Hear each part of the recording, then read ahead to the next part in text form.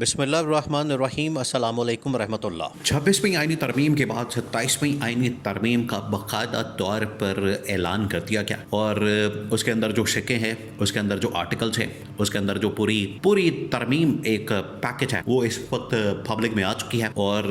Media کے اندر discuss ہو رہی ہے۔ اس کا باقاعدہ طور پر اعلان بلاول بھٹو کی جانب سے کیا گیا۔ بلاول نے اس کا اعلان کیا اور اس کے اندر جو ترمیمیں ڈالی گئی ہیں اس سے واضح یہ پتہ چل رہا ہے، واضح طور پر یہ اندازہ ہو رہا ہے کہ اسٹیبلشمنٹ یہ سب کچھ کرے گی۔ اسٹیبلشمنٹ کی جانب سے ان کو بتا دیا گیا، مسودہ دے دیا گیا، ڈرافٹ ان کو پہنچ گیا۔ اب انہیں صرف اس کے اوپر کام کرنا ہے، اس کے اوپر عمل درآمد کروانا ہے، اس پروسیس کو فالو کرنا ہے۔ قومی اسمبلی سے پاس کروانے کے بعد، سینٹ سے پاس کروانے کے بعد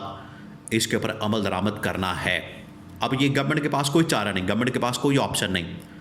گورنمنٹ کے پاس کوئی راستہ نہیں۔ اب یہ جو ترمیم آ رہی ہے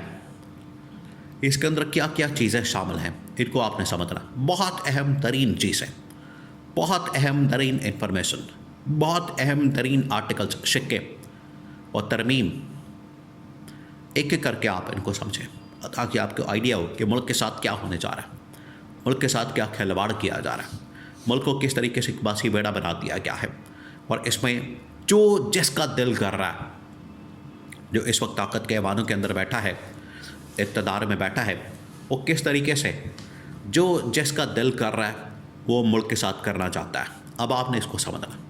سب سے پہلے تو بلاول نے اس کے بارے میں ٹویٹ کی، اس نے اس کے اوپر پیغام دیا سوشل میڈیا کے اوپر، ٹویٹر کے اوپر، ایکس کے اوپر۔ اس نے کہا کہ نون لیگ کا ایک ڈیلیگیشن ہمارے پاس پہنچا ہے 27ویں آئینی ترمیم کے اوپر سپورٹ حاصل کرنے کے لیے، اور اس کے اندر یہ چیزیں شامل۔ اب اس نے وہ چیزیں بتائی ہیں، اس کی جانب سے اظہار خیال کیا گیا، اس نے یہ انکشاف کیا۔ نمبر 1، ایک تو آپ نے اس بات کو ذہن میں رکھنا ہے کہ یہ جو اس وقت ترمیم آ رہی ہے، آپ ذرا امیجن کریں، آج سے 10 سال پہلے 18ویں ترمیم کی گئی پیپلز پارٹی کے دور میں، 13-14 میں، 2012 کے اندر، 11 کے اندر، 12 کے اندر، اور ٹھیک 10-12 سال بعد وہ ترمیم اب ریورس کرنے جا رہے ہیں۔ یعنی ان کا کوئی دین مان نہیں، یہ کسی ایک بات کے اوپر قائم نہیں رہتے ہیں، آج کچھ کل کچھ، آج ایک بات کل دوسری بات، تو ان کے اوپر آپ نے بالکل نہیں رہنا۔ اس وقت 18ویں ترمیم کی گئی ملک کے مفاد میں، آج 18ویں ترمیم ختم کی جا رہی ہے ملک کے مفاد میں۔ اب 18ویں ترمیم، یہ جو تمام کی تمام چیزیں ہیں، ان کو آپ نے سمجھنا ہے اسٹیبلشمنٹ کے کانٹیکسٹ کے اندر، پھر آپ کو سمجھ آئے گی اصل کہانی۔ 18ویں ترمیم سے ہو یہ رہا تھا، اہم ترین کچھ وزارتیں، صحت کی، تعلیم کی اور کچھ اور اس طرح کی وزارتیں، وہ چلی گئی تھیں صوبوں کے پاس وفاق سے۔ اور وفاق کا مطلب یہ ہے کہ فیڈرل گورنمنٹ کا مطلب یہ ہے کہ اس وقت فوج اسٹیبلشمنٹ ایک وفاقی ادارہ فیڈرل گورنمنٹ کے تحت کام کرتا ہے،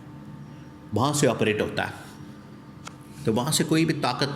کوئی بھی بجٹ، کوئی بھی پیسہ، کوئی بھی فنڈنگ، کوئی بھی ادارہ جب وہاں سے نکل کے صوبے کے پاس چلا جاتا ہے، صوبے کی ڈومین میں چلا جاتا ہے، تو اس کا مطلب ہے کہ اسٹیبلشمنٹ کا کنٹرول اس ادارے کے اوپر، اس وزارت کے اوپر، اس پیسے کے اوپر، اس بجٹ کے اوپر، اس کے فائنانس کے اوپر، اس کے فنڈنگ کے اوپر، سارا کچھ ختم ہو جاتا ہے۔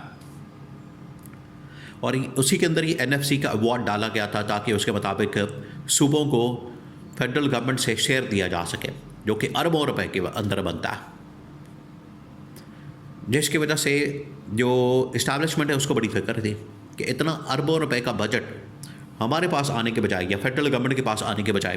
یا ہمارے کنٹرول میں آنے کے بجائے وہ چلا جاتا ہے صوبوں کے پاس۔ تو اس کانٹیکسٹ کے اندر آپ نے سمجھنا۔ تو اس کے اندر پہلی جو بلاول نے ٹویٹ کے اندر بات کی، اس نے کہا کہ سب سے پہلے تو اس کے اندر جو وزارتیں ہیں، ڈپارٹمنٹس ہیں، ان کو واپس دوبارہ فیڈرل گورنمنٹ کے پاس بھیجا جا رہا ہے، جس میں یہ تعلیم کی، صحت کی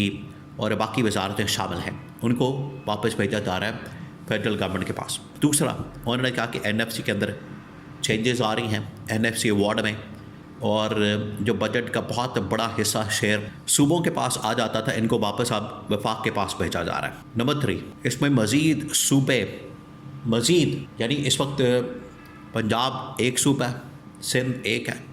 خیبر پختونخوا، بلوچستان ایک ہے، لیکن ان کے اندر جیسے پنجاب کے اندر 3 صوبے بنانے کی بات کی جا رہی ہے، 4 صوبے بنانے کی بات کی جا رہی ہے۔ تو اگر اس طرح سے ہوگا تو یہ تو پھر ایک بہت زیادہ مسئلہ کھل جائے گا، بہت بڑا مسئلہ کھل جائے گا۔ ہر شہر، ہر ضلع، ہر کوئی یہ ڈیمانڈ کرے گا کہ کہ ہمیں بھی صوبہ بنا دیا جائے،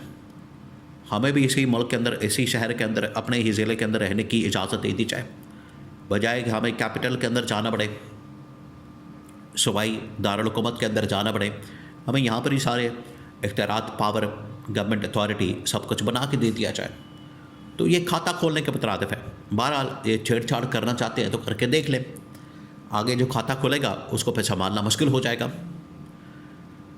اس کے بعد اب ایک اور جو 2-3 اہم ترین ترمیمیں ہیں، لیکن اس کو ایک ہی تناظر میں دیکھا جائے، تمام کے تمام ادارے اس وقت جو فیڈرل گورنمنٹ کے تحت کام کرتے ہیں، جن کا ریاستی حکومتی معاملات کے اندر بڑا عمل دخل ہے، اس میں ایک الیکشن کمیشن آف پاکستان، دوسرا سپریم کورٹ آف پاکستان یا پاکستان کی عدلیہ، یہ جو ادارے ہیں ان کے اندر سربراہان کی تعیناتیاں، لوگوں کی تعیناتیاں، ان کا آنا جانا، یہ تمام چیزیں اب جو گورنمنٹ ہے، حکومت ہے، وہ اپنی مرضی سے کرے گی، بغیر اپوزیشن کی حمایت کے، بغیر اپوزیشن کے ساتھ مشورے کے، بغیر اپوزیشن کی مداخلت سے۔ آج اس وقت جو موجودہ آئین موجود ہے اس میں یہ شک شامل ہے کہ گورنمنٹ کوئی بھی ادارے کے اوپر سربراہ کو بغیر اپوزیشن کی اجازت کے نہیں لگا سکتی۔ اب اس کے اندر یہ بھی تبدیلی کی جا رہی ہے۔ اس کا مطلب ہے کہ گورنمنٹ جو ہے وہ کلی اختیارات چاہتی ہے، اور ان کے ذریعے سے اصل میں یہ اختیارات کس کے پاس چلے جائیں گے؟ اسٹیبلشمنٹ کے پاس۔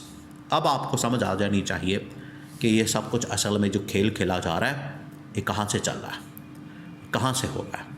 اس کا ڈرافٹ کہاں سے آ رہا ہے، کہاں پر تیار ہو رہا ہے، اس کے اندر اصل مقصد اور کہانی کیا ہے۔ اب آپ سمجھیں کہ ہر چیز ایک خاص کانٹیکسٹ کے اندر کی جا رہی ہے، اور یہ وہ تمام باتیں ہیں جو کہ عمران خان پہلے بتا چکا ہے، عمران خان ذکر کر چکا ہے۔ پی ٹی آئی تو اس معاملے میں کم از کم یہ سپورٹ نہیں کرے گی، لیکن باقی جماعتیں سپورٹ کر کے، اس کو انڈورس کر کے، اس کو ووٹ دے کے، نہ صرف اپنے ساتھ، آنے والی نسلوں کے ساتھ، بلکہ پاکستان کے ساتھ اتنا بڑا ظلم کرنے جا رہے ہیں کہ آئندہ آنے والی نسلیں بھی اس کو یاد رکھیں گی، اور انہیں اندازہ ہوگا کہ یہ جو ترمیم کی گئی، اس کے بعد اس کے اندر جو شکیں اور آرٹیکلز ڈالے گئے، اور ریاست کے لیے، حکومت کے لیے، پاکستان کے لیے کس قدر خطرناک اور خوفناک ثابت ہوئی۔